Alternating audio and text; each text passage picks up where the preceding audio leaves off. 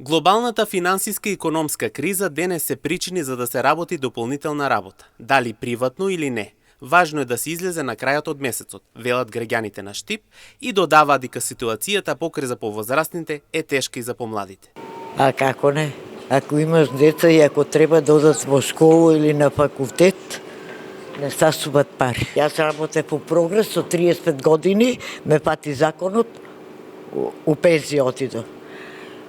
Јас си знам да не беше сестра ми да ми помогнеше да го запишев на факултет, да го студирав, после мислам и стипендија, кредит, нешто зимавме, а денеска како што дојде времето, тешко е.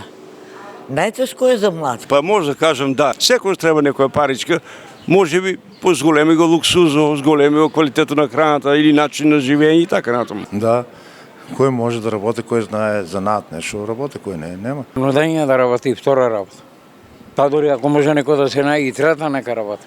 Покрај младата популација, принудени се понекогаш да работат и повозрастните, бидејќи месечните примања не се доволни да се врзе крај со крај. За тоа не може да кажам, а за мене може да кажам дека пензијата не ми стига.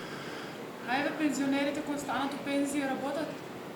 Ако знае нешто да работи, работи, ако не, ќе седе домски.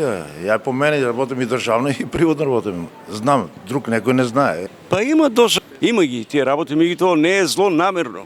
Тоа е добро за општеството, да речеме, не останува празно место. Претежно помладите, кои знаат некои од познатите странски јазици, имаат поголема можност за дополнителна онлайн работа од компјутер, со што има дополнително повеќе приход, а со тоа им се олеснува за работа од дома. Предноста на овој начин за заработувачка е во тоа што самите тие одлучуваат колку часови ќе имаат дневно и за времето во кое ќе работат.